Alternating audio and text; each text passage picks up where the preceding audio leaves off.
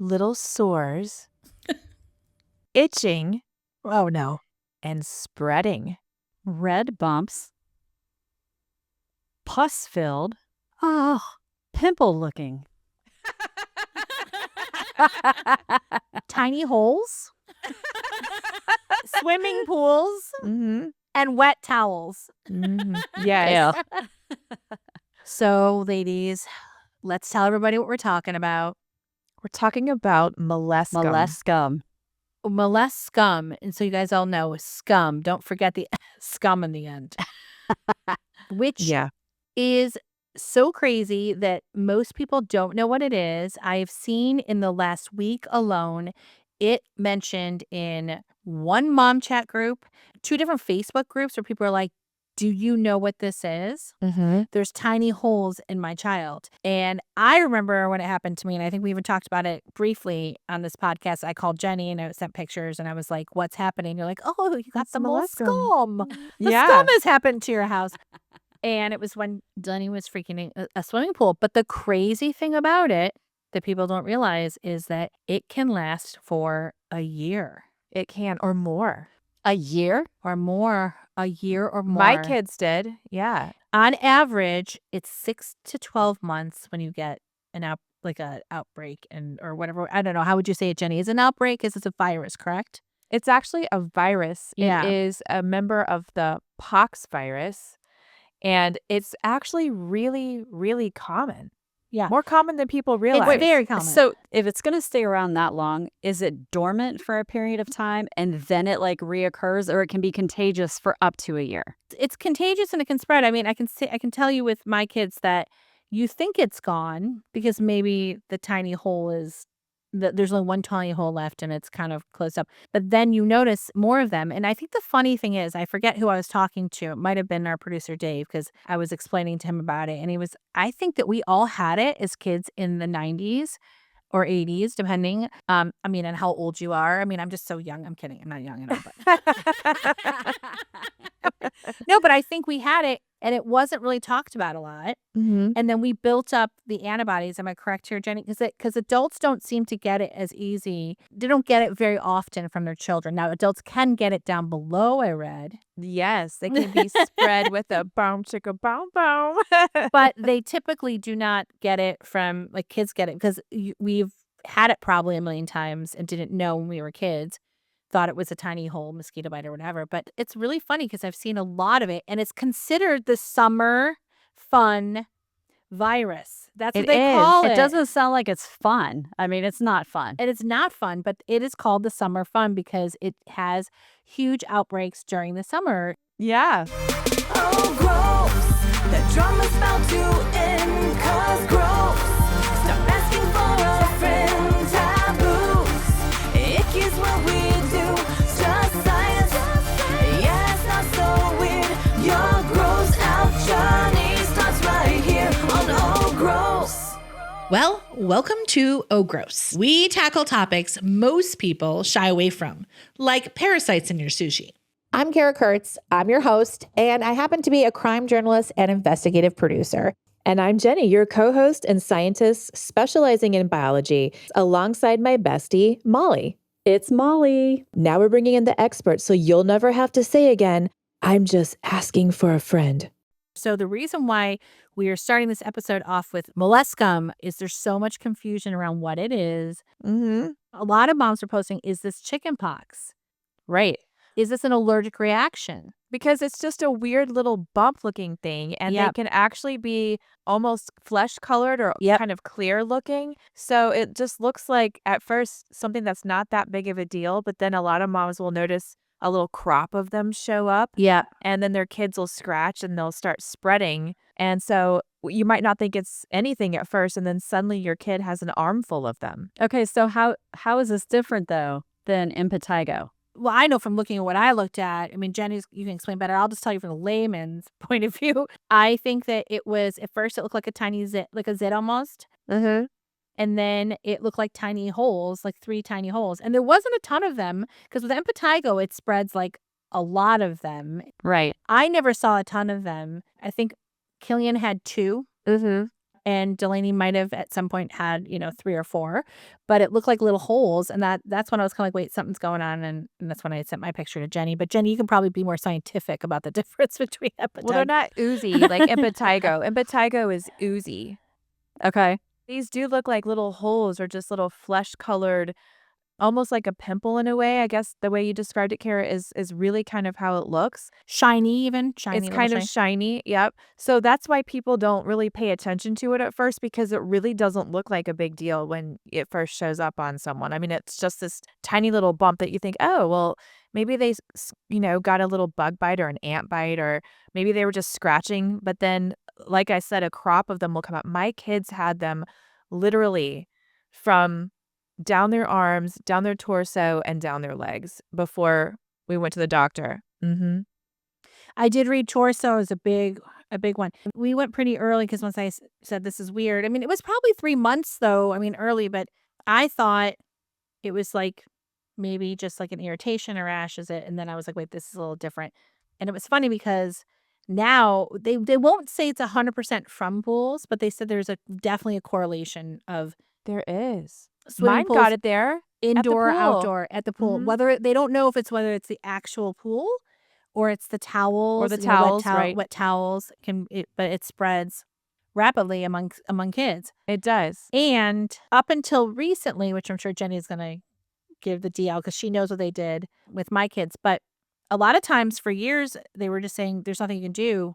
And you just wait have it to out. deal with it. Yeah, for a year. And people would Yeah. expect to have to deal with it for a year. But the other thing is that if you don't know what it is and it spreads, like with my kids, it got really bad. And at first, the pediatrician was trying to get us to do over-the-counter stuff, which didn't really work that well. And so it got so bad. But if you do things like if you're a little older and get it shaved, for example, just normal everyday things, that can spread it too. It can spread from clothes, like playing when they touch each other. It's really contagious, but it says it in the name. It's Molluscum Contagiosum because it's so contagious. That's scary. Yeah. And there's no fever associated with it, so it's just this kind of weird virus on our skin. But I called Jennie once we went to the dermatologist because what they used for my kids was almost like they burned it with a little venom. And Jennie, you will explain exactly what it was. Well, when we were talking about it, I told Kara what a horrible time we had with my 2 boys when they had it. And like I said, it took us over a year to get rid of it. We tried everything over the counter. I mean, I was guilty of Dr. Googling. We tried everything that the pediatrician had initially told us to try. And I mean, essential oils, there's just so much people will try. And it's really actually a little dangerous sometimes to treat it yourself because you can make it spread, which that happened to us. And irritate it. Oh, geez. And irritate it. Mhm. Yep. So I told Kara, you've got to go to the dermatologist like we did and ask for the Beetlejuice. So the funny thing was, as soon as they saw it, they were like, "Oh, we're gonna treat it with this venom." And she told me it was Beetlejuice. I'm like, "What?" So it literally tricks the body. This is me Mhm. in the layman's terms. It tricks the body almost to like a vaccine to say you've had this already Mhm. and strongly, and now you have the antibodies. And so they do it. This does work, but sometimes you even have to get it done a couple of times. Yeah. Yeah, we did. We had to get it done twice. Yep. And the nice thing about this is that it doesn't hurt when they first put it on, and they'll actually put it on the little bumps. They can't put it on a ton of them at the same time because it kind of will make them blister up. And what it is, there are male blister beetles that have this secretion that comes out. And apparently, and I didn't know this until this happened to us, doctors have been treating with this stuff since the 1950s. So this has actually been used quite often. And really, if it wasn't for this stuff, I'm telling you, my kids would still have molluscum like 2.5 years later. But it's great because it tricks it into thinking that the virus is out of your system so it won't spread anymore on your body.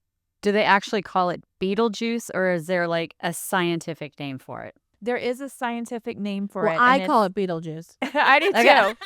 Hey, the I like dermatologist Beetlejuice calls better. it Beetlejuice. I mean. Yeah, it's called Canthandrin, and that's the actual. And I know there's other names, different brands as well for this Beetlejuice medication.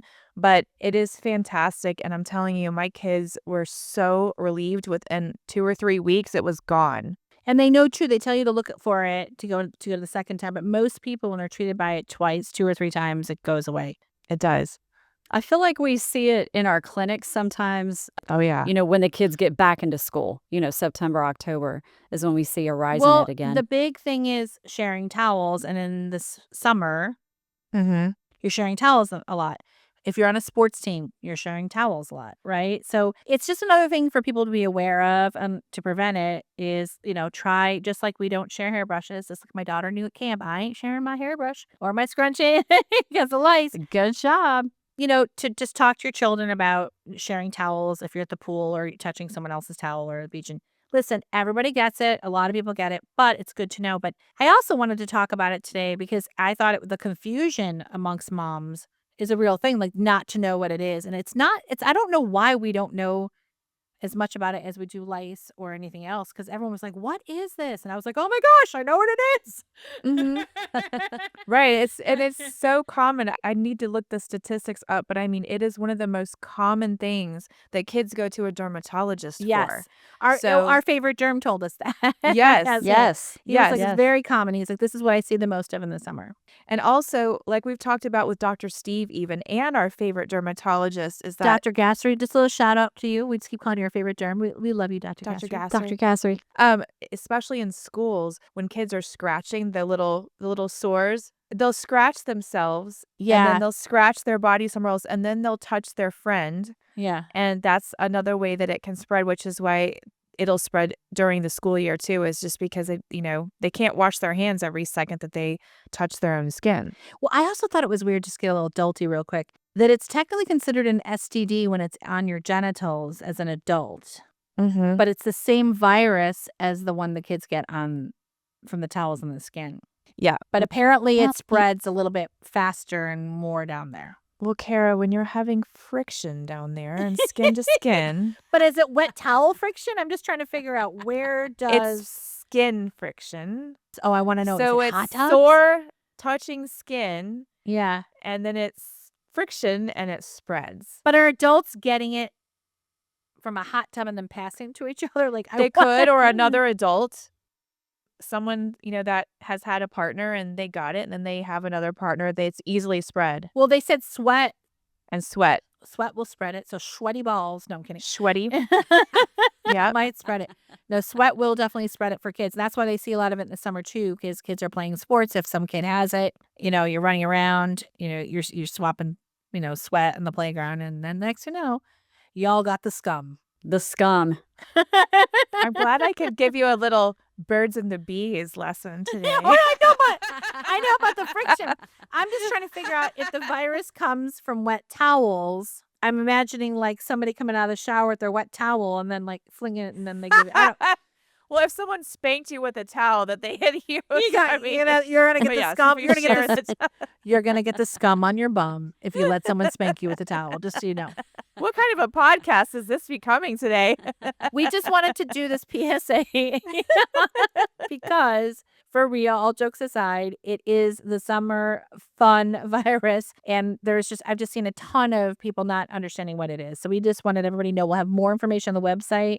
Jennie will have a couple of takeaways she'll put up there for you guys to know, pictures to understand what it is, but just also to know it's very common, nothing to freak out about, and it's interesting that it's a different form of pox. And there are other things that dermatologists can do other than the Beetlejuice that they have, come up with, like cryosurgery. So we can put a little information about that. Yeah. Yep. And then the cutterage, which they actually have this little tool. I'm sure it's probably similar to little things they use to cut off my barnacles. Your barnacles. Yeah. I just went in. I just saw him like 2 weeks ago before I left for the lake to make sure my barnacle was off. Yeah. But I'm saying this as a PSA. Don't try to cut it off or get rid of it or burn it or give yourself Beetlejuice. Don't go out in your yard and fight a beetle. It's really important that you go to the doctor. it can spread, it can get a lot worse, and people that are immunocompromised need to be treated professionally, especially as well. Yes. So you want to make sure that you go see your doctor and get the proper treatment from your doctor. Yes. And also take your doctor's advice. Your doctor might even tell you to wait it out and use some topical products, whatever it might be. But doctors know best, but it is treatable, and definitely get it checked out, because you also want to make sure that that is what it is. Right. And a dermatologist or a pediatrician can tell you. Right. Because if it's impetigo, that's way worse. Exactly. And a pediatrician or a dermatologist can clarify that. Yes. And I would absolutely. still like to know who named it the summer fun virus. I We need to find that out. I blame some AI or something on the internet, but yeah, it definitely, as soon as I saw that, was a fun. No, but totally. Well, speaking of some fun and information, we are going to jump into a couple more of our best moments and takeaways from some of our former episodes. Uh-oh. Speaking of my favorite dermatologist who takes my barnacles off my head, right? Dr. Gassery. Yes. Do we remember the episode when we discussed many things with him? Important things like what you need to know about sunscreen, etc. But most importantly, beef fat facials. Oh, Yes. that makes But my there's- intestines hurt. No, but they're so popular now. I feel like know. we were ahead of the trend. Would you do it, Molly? I would do it. Beef fat facial. As we learned, everyone's been using beef tallow for years, but let's hear a little bit about it again. Oh, gross. So, guys, I'm itchy. No, where are you itchy? On my head, behind my ears. No, not lice Oh, no. itchy. Are you sure it's not lice? No, it's not lice. That's not Okay. Have you checked? lice. Yes, and of course, I'm never not going to check ever again after what happened Okay. to my household. Okay. No, What type of itch is this? Can you describe the itch? I've been having a lot of skin things. My psoriasis since the wildfires has actually been more irritated, and I've noticed that I've had more skin things Okay. in general, and so have my friends. And I have to say, in general, it got me thinking, and I know I texted both of you too. Yes. There are so many other things that affect our skin across the board. I mean, we're seeing some wacky weather and things happening with natural disasters. So, Right. Right. Well, and and I'm just- sure it affects the way that your skin is going to react to the humidity, or if it's really dry and then suddenly Yeah. it's really cold and suddenly it's really hot. So I'm sure that's got to affect our skin in some form. yeah. Well, not only exactly. just, the weather, but just how about everyday commuting? And so how is the pollution? How does the sun exposure? How does that affect our skin as well? Yeah, the sun exposure, right? Let's welcome our Dr. Gassery. Yay! Yes. Well, good morning, Dr. Gassery. We're so excited to have you here again. Good morning. Good morning. Thanks for having me. Good morning. Good morning. Welcome back. I'm happy to be here. Thank you. Thanks. We can't wait to dig into the skin. Let's do it. Start our morning right. We are dying to know if you have another great story for us. Beef tallow. I think that's become like a hot. What? Beef tallow. It's like this moisturized. Is that a food? Is it beef? No, it's like purified beef fat. Now they make it, if you look it up, they put it into lotions and people are slathering it on their face. And how's that working out for them, doctor? I think they like one patient says her dog is licking her face a lot more now. So that I was going to say, Yeah, so I bet that think her the dog is pets licking love her it. face more. the pets are loving it. Wait, that's so funny because when Brian had cancer, I got really into like home natural skincare. So I was doing like avocado masks and things. And one of my good friends, Tess, was over and we decided to do avocado masks. And my dog went nuts. Yeah, it was like went pets right love for my it. face. It was just like lick. Excuse me, I would have gone nuts for that too. Avocado, it's great. I would have gone for Just it put too. some beef on it next time. Guacamole. and call it a day, yeah. Nacho. Guacamole. It's like a meal. You the different layers. You can have a meal. With So the you start with the avocado, 7-layer dip, appetite, yeah. 7-layer dip skincare. I love this. But is there something to the beef fat that's? I or think is it's it just a different way to super, moisturize? super hydrating. Right. Okay. Now I'm going to go out and try the beef fat. This Try is it, crazy. Beef tallow. Not me. I had no idea. I didn't either. I learn a lot of things I'd rather not learn from my patients sometimes, and that's one of them. What are the top 5 things that you would tell everybody simply to do and know to do to kind of prevent or deal with, their skin flaring up because of weather? The main number one is just try to hydrate your skin because the weather can be too dry for the skin usually. On the flip side, if the weather is too humid, try to wash off, shower right away. Yeah, use a salicylic acid wash. And then again, if it's humid, try to change your shirt right away, wash off right away. And when you say hydrate, you also mean drink water, right? Do you see a difference in people who are conscious about drinking water in their skin? I don't know how much it does for the skin. I think that's the excuse a lot of celebrities use for looking good. I saw a meme that, they say, they're all Botoxed up and filled up, and they're like, oh, it's because I drink a lot of water. So I think that's overplayed. But Here's my water. You're telling me my beautiful collagen isn't because of my water? yeah, I mean, stay hydrated, sure, but I don't think that's gonna, make your skin glow per se. What will make it glow? What will make it- Yes, our give us the secret. goods. Give us the goods. We need all the tips. I mean, I think most people are pretty in tune with healthy skin now. Just Yeah. obviously, number one is always sunscreen. And then, I mentioned the vitamin C serum. There's retin A cream. Tretinoin is, that's been around since the 50s, 60s. So that's tried and true. That's a vitamin A cream that can kind of regulate the skin cell turnover. And it helps unblock the pores. And that's used for anti-aging all the time. A lot of patients ask for that. So those are the top 3 cornerstones, I would say. Why haven't you given me that? I know. Well, you never asked. Actually, I think so and you don't need it. Wait a minute. Are there any free samples? You We don't need free it? samples. Sure. We'll sample you up. Oh, gross. I'd rather have salmon sperm than beef fat. Yes.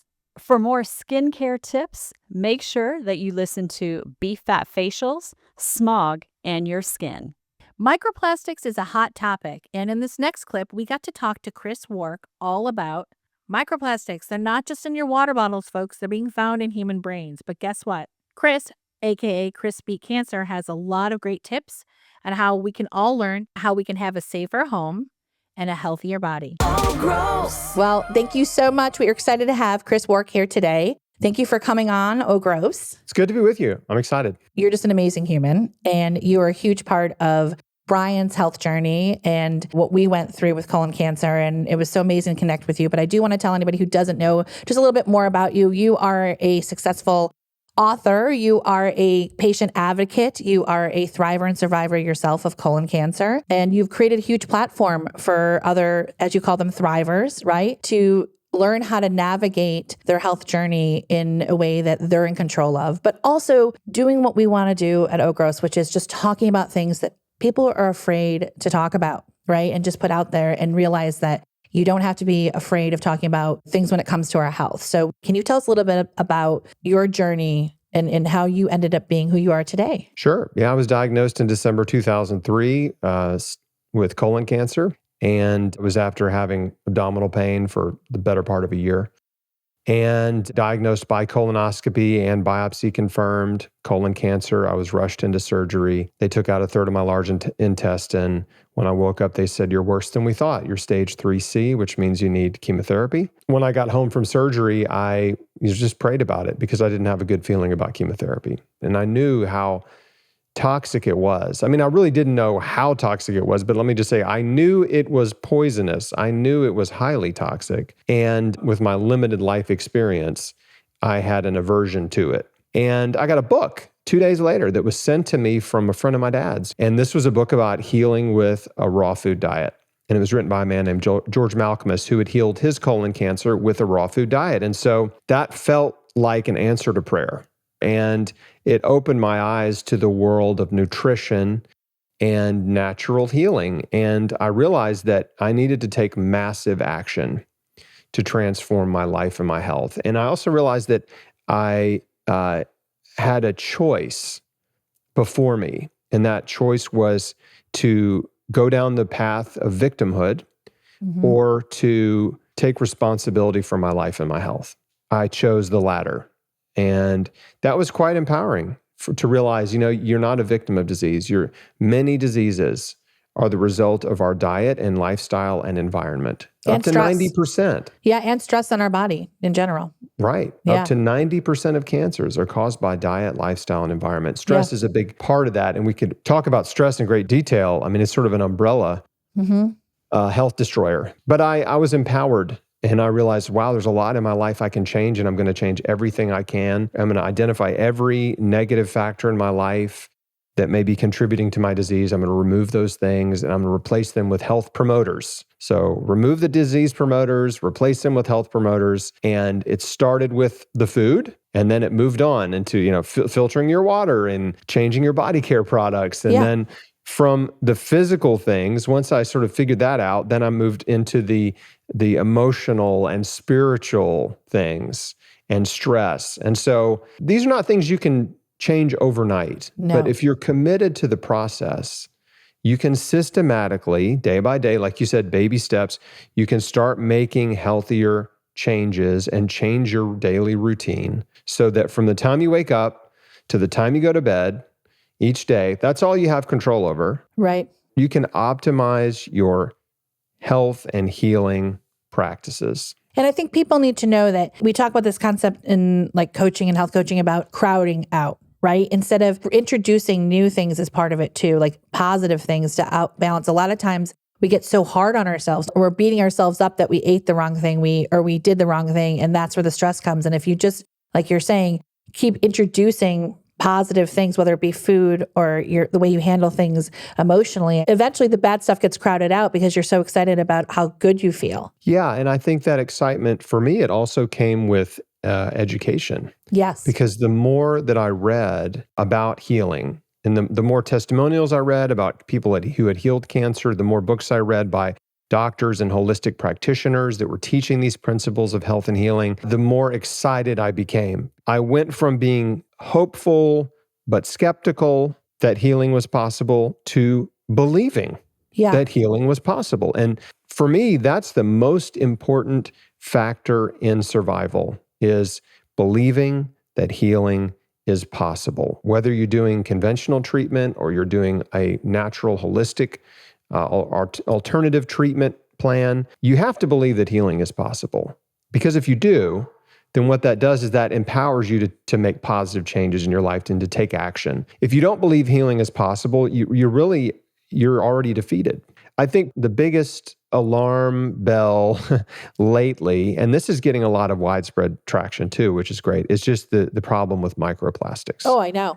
Because, I mean, 20 years ago, when I was first diagnosed with cancer, like I was reading stuff like stay away from plastic. Right, and water bottles. Okay. Yeah. You know, but now we have all this like legit science, right? Mainstream science being reported on, like on NBC Nightly News, talking about microplastics. There's a recent study where the researchers studied 91 or 93 cadavers' brains and found alarmingly high levels of microplastics in these brains and of deceased people. And they basically said there's enough plastic in these brains to make a plastic spoon. Yeah. Right? To make a spoon out of all these, if they could, It's crazy. isolate all the little plastic particles, they'd have enough to make a spoon. And that's wild. And what we're just learning now is it appears that microplastics, which are ubiquitous, I mean, they're in the air. There's microplastic particles in the air you breathe. They're in our water supply and they're in our food, but they seem to be accumulating more in human brains than any other organ in your body. And that's not good. In some of these brains they studied, people with dementia had 3 to 5 times more microplastics in their brains. So that's a correlation, right? A strong correlation. The good news is that you can reduce your microplastic exposure by 90% by just not drinking bottled water. Right. That's such a great. That's it. I mean, literally, you can cut your exposure by 90%. That's a very, very important fact. It's massive. It's massive. It's massive, the other things, and it's simple. Microplastics are also kind of high in alcohol. They're probably due to manufacturing. They're high in seafood because of environmental pollution. So if you want to avoid them there, there's a study you probably saw where they found that tea bags are releasing billions of nano particles, microplastic nanoparticles into your tea. So if you love tea, it doesn't mean you have to switch brands necessarily, but if they're using a plastic tea bag, just cut the bag open, get the loose leaves out and put them in a cloth Because you're heating up plastic. And that's the thing, even in Costco, that was another big study that I was reading, that the chickens in the back, like when people buy whole chicken in Costco in the plastic, and they're sitting there in the heat and under the lamp. We just did a thing on Oh Gross about even the cutting boards. When people have plastic cutting boards, that you can consume up to like 10 credit cards in your lifetime just by the little shreds. Because think about that. That's actual shreds of plastic, getting into your food. And it's so, so important. One other study, since we're on the plastic thing, just to end or to give people a little bit of hope here. Yes, always. They did a study on fish. They basically fed them microplastic particles. and to see if the fish retained them forever. Were they able to detoxify these particles? And what they found was that about 70% of the particles that they had absorbed, they were able to detoxify in some period of time. It might have been a year. Don't quote me on that, but whatever this study period was. So that is good. That's hopeful. The takeaway is like, hopefully it translates to humans, right? But if you can, stop consuming so much plastic, Right. that whatever has accumulated in your body, hopefully your body will slowly work it out, detoxify it, excrete it, break it down, right? And the point is, and I say this in my book and in my program, it's like, stop toxifying. That's the number one, the first step in detoxification. It's not a supplement or a pill or a program. It's stop putting toxic stuff in your mouth and on your body. Like, that's step one. If that's all you do, right? If you really become aware of what toxic ingredients are, and you start looking them up and reading labels and go to the environmental working group, for example, and look up all the different ingredients used in body care and cosmetics, just educate yourself on like what toxic ingredients are. If you just stop putting them, get them out of your life, over time, your body will flush out what you have ingested, right, or absorbed. So again, it's not a sales pitch, right? You can detoxify. You just have to stop putting the junk in. And never get to the point where you're saying,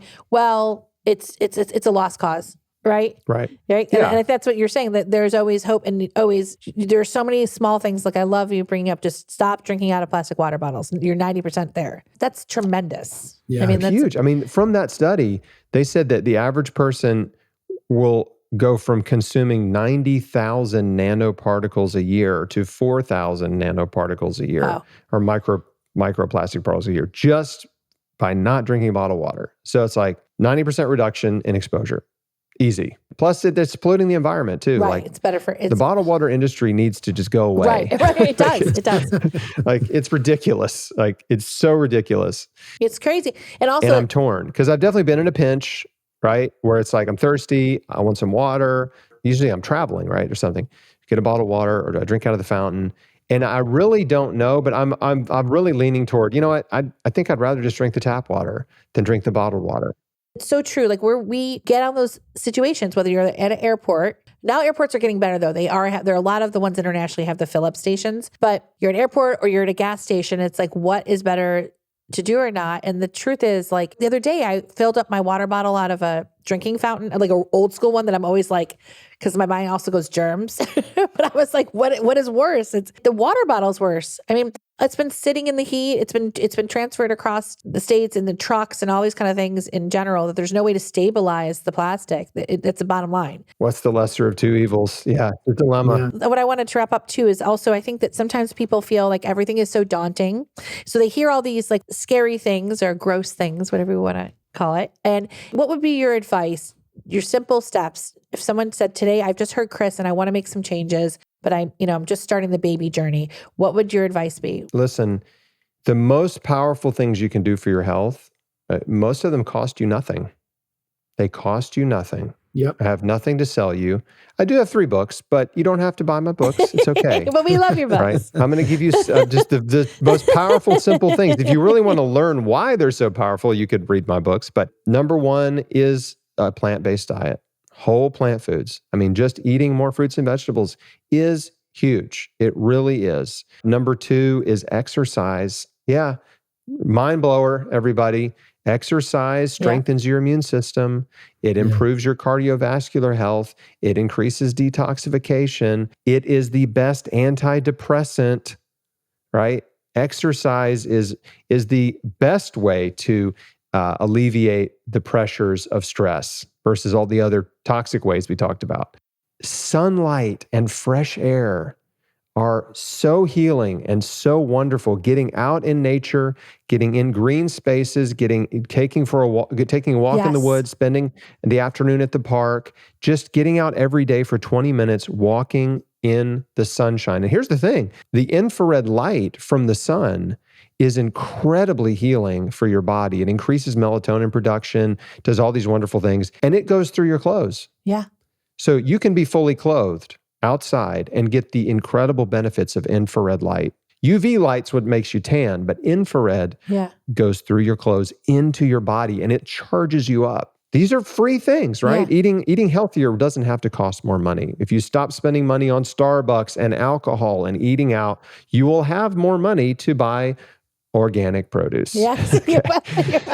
But I do think that that's really important is that you just literally just starting simply. And I think everything you said really goes back to us connecting with nature, doesn't it? When you said go outside, when you're talking about plant-based, and we have spent in this digital world and we're bombarded with images constantly, we don't take the moment to connect often as we should with nature, and either just standing outside and grounding, on the grass, or recognizing the sunshine. It really all goes back to connecting with the earth, which is what feeds us.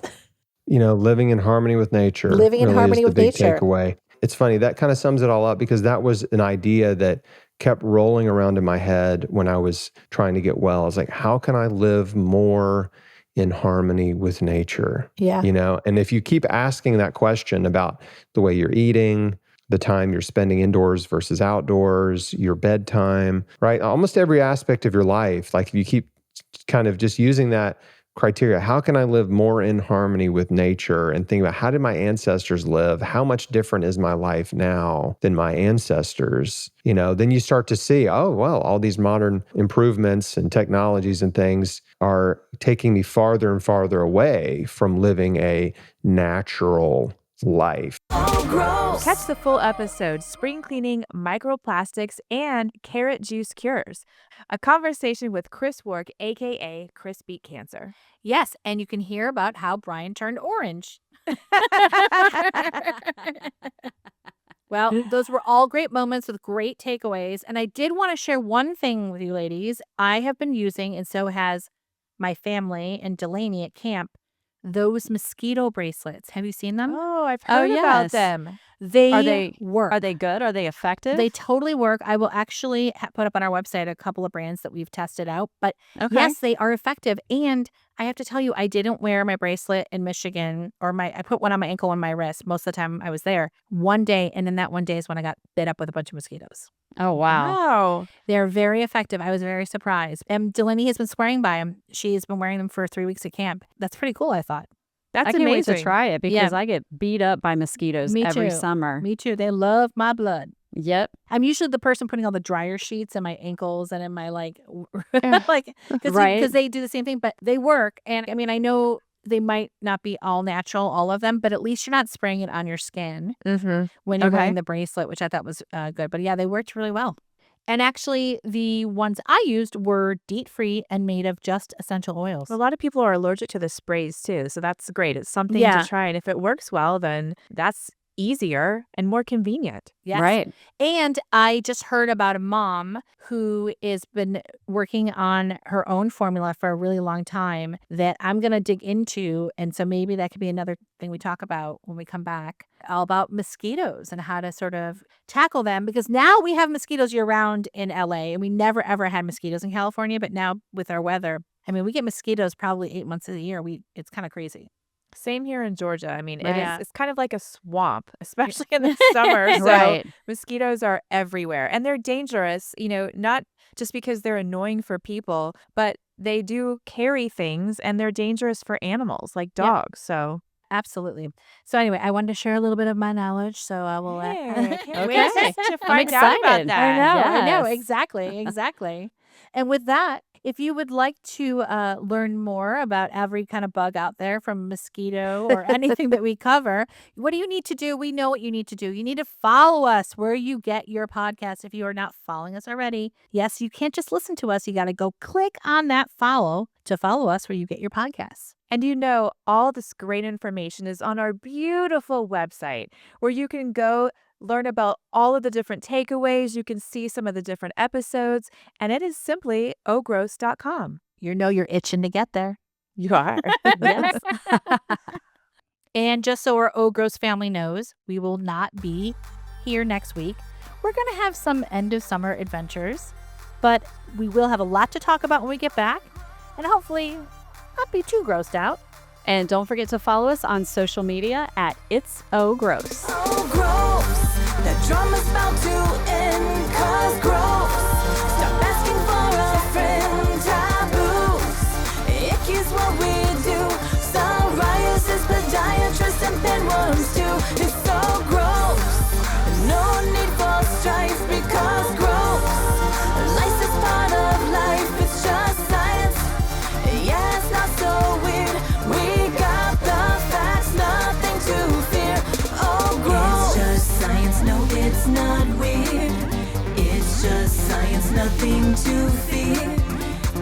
just science, so wipe those tears. It's boogers and rash and that sticky scratch.